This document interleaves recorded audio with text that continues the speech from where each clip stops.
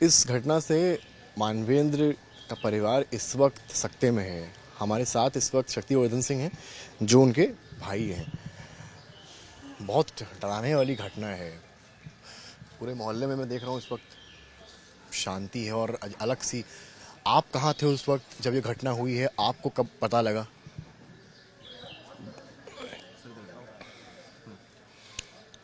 हमको 20 तारीख को मोबाइल स्विच ऑफ मिला सवेरे से। तब हमने इनके लाने पता किया कि भैया स्विच ऑफ क्यों है। हमको बताया गया कि वो दिल्ली गए हैं। आपने किससे पूछी ये बात? उसके लड़के से। अक्षत से? हाँ, अक्षत से। क्या कहा उसने? उसने कहा कि वो दिल्ली गए हैं, सुबह निकल गए थे और 2 दिन बाद वापस आएंगे। तो हमने कहा ठीक है। 1 दिन तक इंतजार किया। दूसरे दिन शाम तक है ना, वो दूसरे दिन शाम तक फिर भी स्विच ऑफ रहा। तो उसके बाद हमने कहा कि वो भैया स्विच ऑफ है, कह रहे इसके लाने चलो थाने में एप्लीकेशन दो, मोबाइल स्विच ऑफ नहीं होते उनके। मतलब आप ही ने कहा उनसे कि आप थाने में एप्लीकेशन दो? तो उसके बाद फिर एप्लीकेशन लिखी सब लोगों ने मिलके एप्लीकेशन लिखी। एप्लीकेशन लिखने के बाद थाने में गए, मिसिंग की रिपोर्ट लिखाई। उसके बाद हम लोग कैमरे ढूंढते रहे और तलाश करते रहे, लेकिन कोई पता नहीं चला। कैमरे में जब उनकी गाड़ी इस घर से अंदर गई वो आपको दिखा 19 से 20 तारीख को? 19 तारीख की रात के 1 बजे वो शादी से आए और वो अंदर गए हैं। उसके बाद वो गाड़ी उस गेट से ना बाहर निकली और ना मानवेंद्र उस गेट से बाहर निकली? गाड़ी तो उन्होंने यहाँ खड़ी करी थी। तो मानवेंद्र अंदर गए? सीसीटीवी में दिखाई पड़ा? मानवेंद्र सीसीटीवी से बाहर आया वो नहीं दिखाई? वो दिखाई नहीं पड़ा। तब उसने ये कब पता चला आपको? ये पता चला हमको 22 तारीख को। फिर आपने अक्षत से क्या कहा? फिर हम अक्षत पर आपको शक? नहीं, शक नहीं किसी पे हुआ। हमने कहा चलो भाई मिसिंग। फिर के बाद थाने गए, एप्लीकेशन दी। थाने में उनसे कहा कि भैया हम 2 दिन हो गए, 2 दिन हो गए हैं, आप किसी तरह उनको दीजिए, तलाश करिए। फिर उन्होंने नहीं सुना। फिर उसके बाद हम वो डीएसपी ऑफिस गए कल। तब फिर उन्होंने फिर एक्शन में आए, फिर उन्होंने अपनी छानबीन शुरू करी। छानबीन के बाद फिर क्या हुआ? छानबीन के बाद फिर वो हम थे नहीं, हम तो तलाश रहे थे कहीं ना कहीं। फिर वो आई पुलिस, उनको उठा के ले गई। अक्षत पर शक कब किया आप? अक्षत पे शक नहीं गया एंड। पुलिस ने ढूंढा? हाँ, अक्षत पे कोई शक नहीं गया।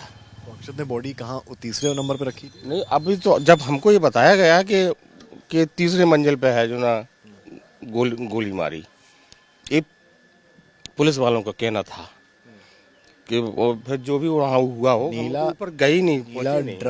नीले ड्रम में कटा हुआ शव आपके भाई का उनके ही बेटे के द्वारा आपने देखा? नहीं था, लेकिन हमने नहीं देखा। देख नहीं पाए? हम नहीं देख पाए। हमने तो कल क्या, जब ये बताया गया था कि भाई सब कटा हुआ है, पूरे हाथ पैर नहीं है, हमने कहा हमने देखा। आपकी आंखों में मैं आंसू भी देख रहा हूँ। आपके तो खैर आपका तो बचपन उन्हीं के साथ गया है। बचपन क्या, हमारा 30 साल का साथ में खेले, साथ में पढ़े, सब कुछ साथ में किया, बिजनेस भी साथ में किया। 30 साल का साथ है। आपके लिए कितना दुखदाई क्षण है? हमारे लिए तो बहुत बड़ी समस्या है। हमें तो समस्या से लड़ना है। आप पुरुष हैं, आप बहुत सोसाइटी में इमोशनल भी नहीं हो सकते, आपको परिवार को संभालना है, सब कुछ देखना है, सब कुछ देखना है। लेकिन एक पुरुष से पहले एक भाई हैं और उस भाई की आंखों में आज आंसू हैं। क्या करें, अब घटना के लिए क्या कर सकते हैं। आखिरी बार मानवेंद्र जी से कब बात हुई थी आप? हमारी बात भाई 19 तारीख की रात के 10 बजे हम दोनों लोग साथ में शादी में गए थे। शादी में क्या माहौल था?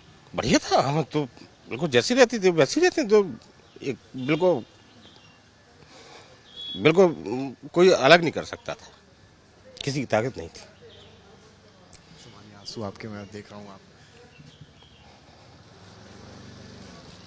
जब गाड़ी उनकी यहाँ आई, आपका घर सामने है, तो क्या कह के गए थे वो? फिर मिलते हैं? नहीं, हमसे ये कहा था कि हम शादी में जा रहे हैं, दूसरी शादी में वापसी आए और सवेरे हमारी मीटिंग लगी थी। उसी दिन मीटिंग लगी थी। इन्होंने हमको 1 बजे 1:30 बजे मैसेज किया कि आबकारी विभाग में मीटिंग है, और वो मैसेज देख के वो मैसेज इसलिए कर देते थे कि हम टाइमली तैयार हो जाए। यूजुअली भाइयों में ये होता है कि गले नहीं मिलते हैं जल्दी। आपको मलाल है इस बात का कि आखिरी वक्त अगर आप गले मिल लेते तो सुकून थोड़ा होता? वे थोड़ी जानते थे कुछ, अब लग रहा है, अब तो बहुत कुछ लग रहा है लग रहा है। भाई साहब। हम शुरू से बिजनेस में एक रस्सी की तरह बंधे हुए थे। रस्सी को कैसे खोल सकते हैं? अब किस पर आपको गुस्सा आ रहा है? अपने आप पे आ रहा है कि क्या करें, अपने लोग ऐसे हैं तो क्या कर सकते हैं। अक्षत भी आपके सामने बच्चा रहा है, आपने खिलाया है। हमारे सामने पैदा हो गए हैं। क्या कारण रहा होगा? अब ये कारण पता नहीं चल रहा है। नीट नीट लोग कर रहे हैं, इतना बड़ा कारोबार, वो नीट जहाँ का- चाहते नीट वहाँ। का- नीट का कोई ताल्लुकात नहीं। फिर क्या है? अब क्या बता दे, वो तो वही बता सकते हैं। बहन भी चुप है। वो तो वही बता सकते हैं क्या है। दोनों को पता था इस बारे में, बहन भाई दोनों को? ये नहीं बता सकते भाई, ये कुछ नहीं बता सकते। चलिए, अपना आप बहुत ख्याल रखिए। और पूरा मोहल्ला फिलहाल आपके साथ देखिए खड़ा ही हुआ है। फिलहाल इस तरह की घटना है जिसने हर किसी को सकते में डाला हुआ है। ये सगे भाई हैं जिनकी आंखों में आंसू देख रहे हैं, लेकिन ये आंसू केवल एक भाई की आंखों में नहीं है, बल्कि जितने मोहल्ले के लोग खड़े हैं ना, उनके आप चेहरों को अगर देखेंगे, सब इसी उसमें है कि आखिर हंसता खेलता मोहल्ला जो अगले हफ्ते कहें तो होली का त्यौहार मनाने वाला था, एक दूसरे के गालों पर रंग लगाने वाला था, वो होली का रंग इस परिवार से किसने छीन लिया? कौन कसूरवार है? पुलिस इस मामले की जांच कर रही है।